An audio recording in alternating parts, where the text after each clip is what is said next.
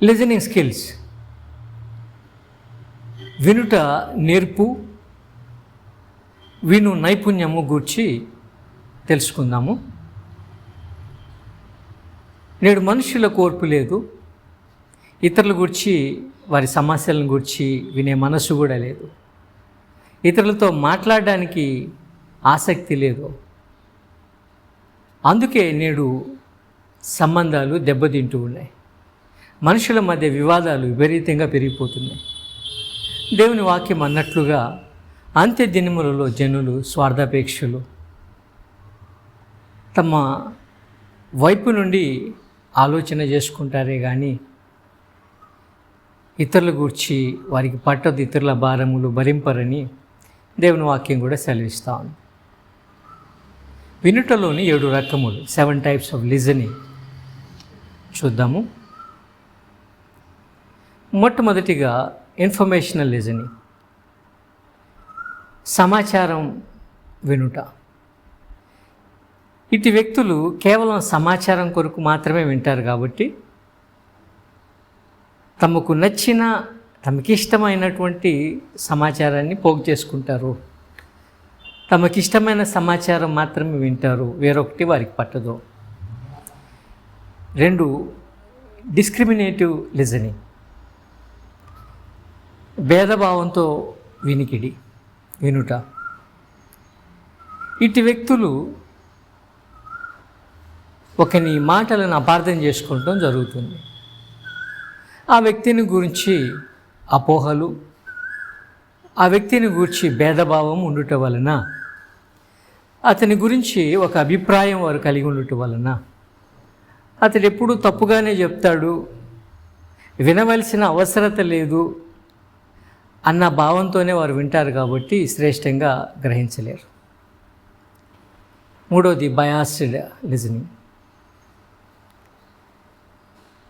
పూర్తిగా వినకపోవడం లేదా వినడంలో తప్పిపోవడం.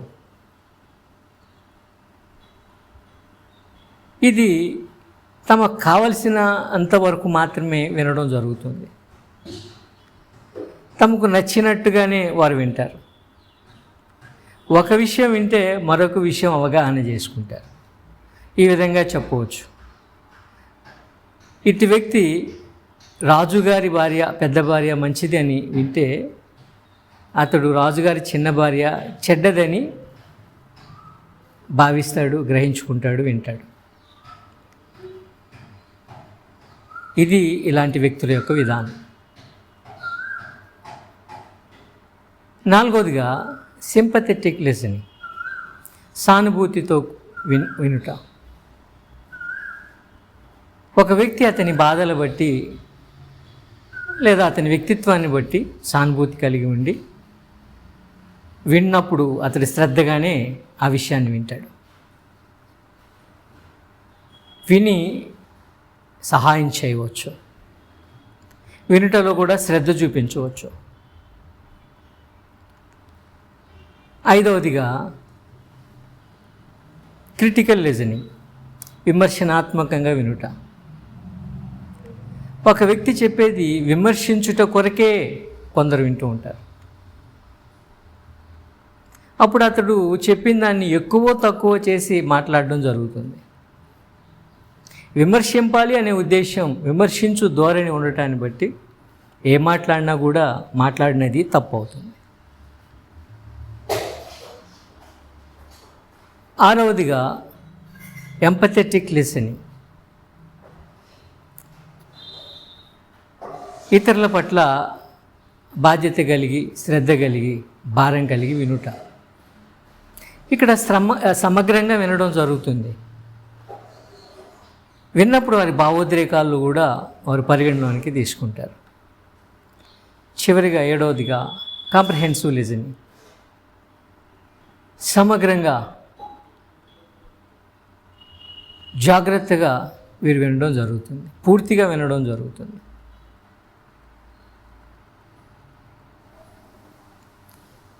సంపూర్తిగా అర్థం చేసుకోవటం జరుగుతుంది. ఇవి 7 రకాలుగా వ్యక్తులు విను విధానం.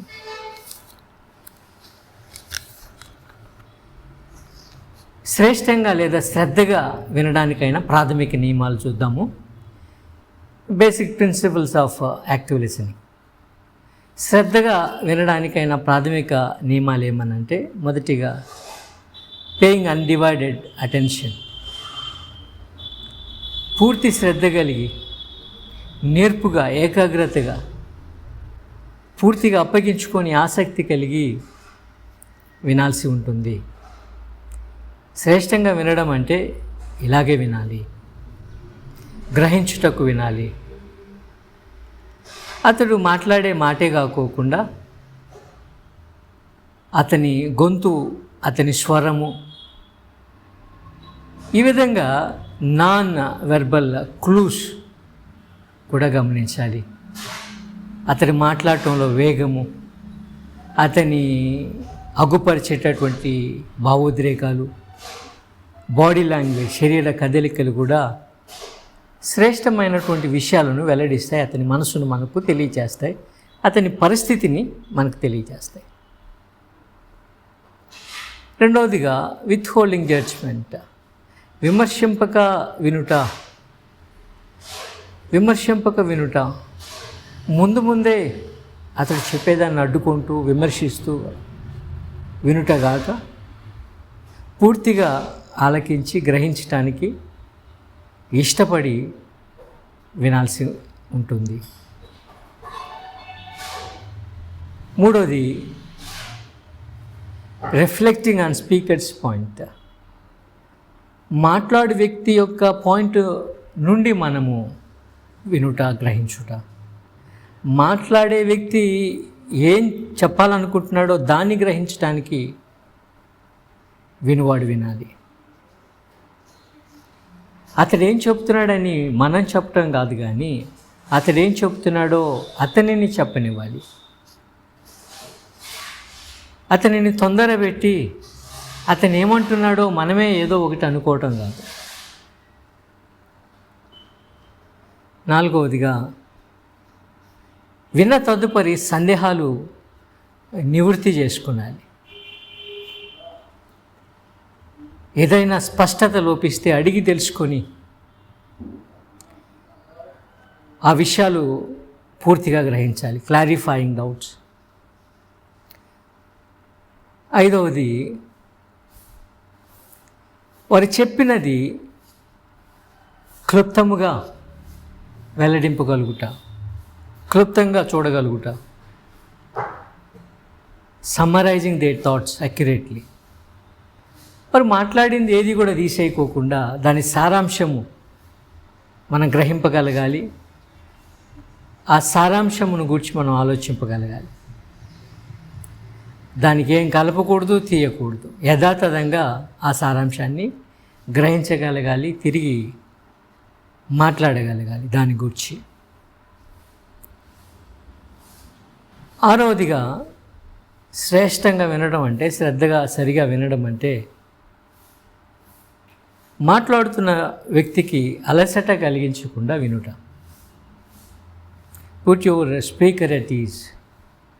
మాట్లాడుతున్న వ్యక్తికి సహకరిస్తూ వినడం, దృష్టి అతని మీద పెట్టి వినుట, తల ఊస్తూ అతడు చెప్పుచున్నది అర్థమవుతుందన్నట్టు, అంగీకరిస్తున్నామన్నట్లు తల ఊపుట.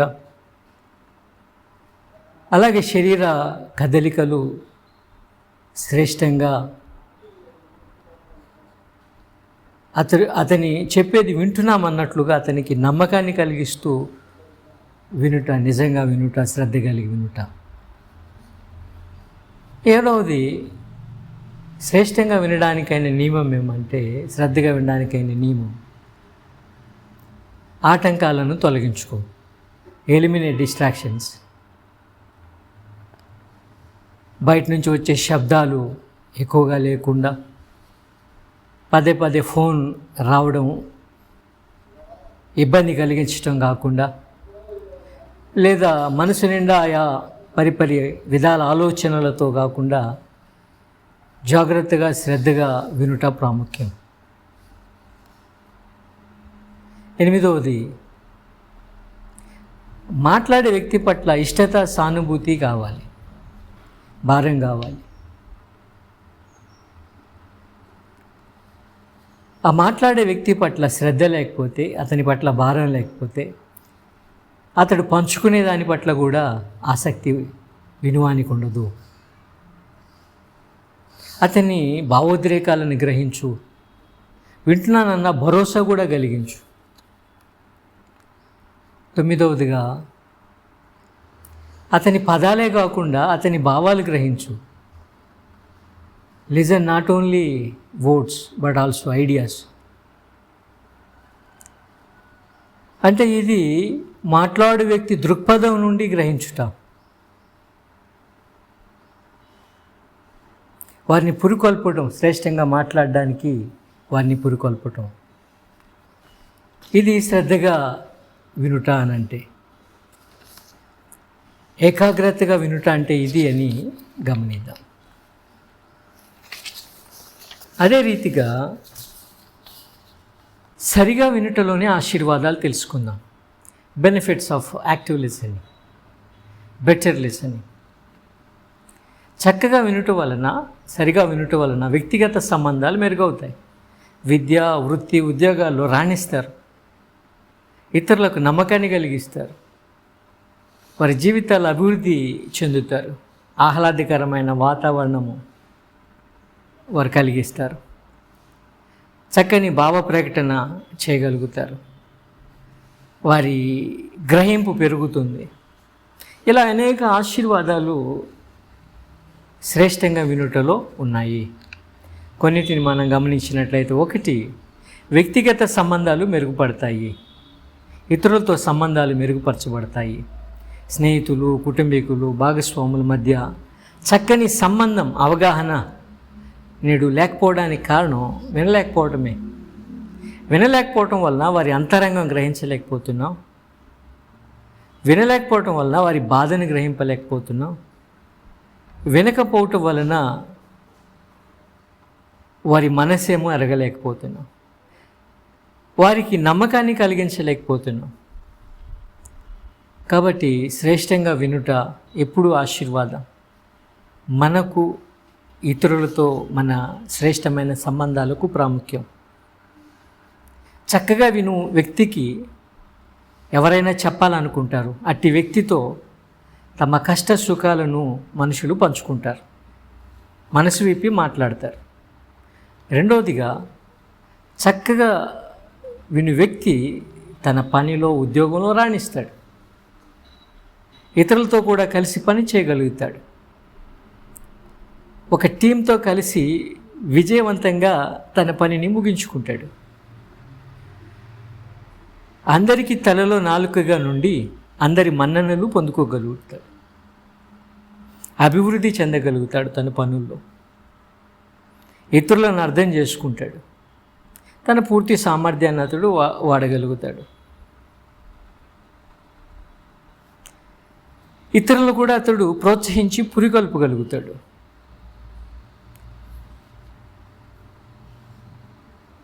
మూడవదిగా, చక్కగా వినుట వలన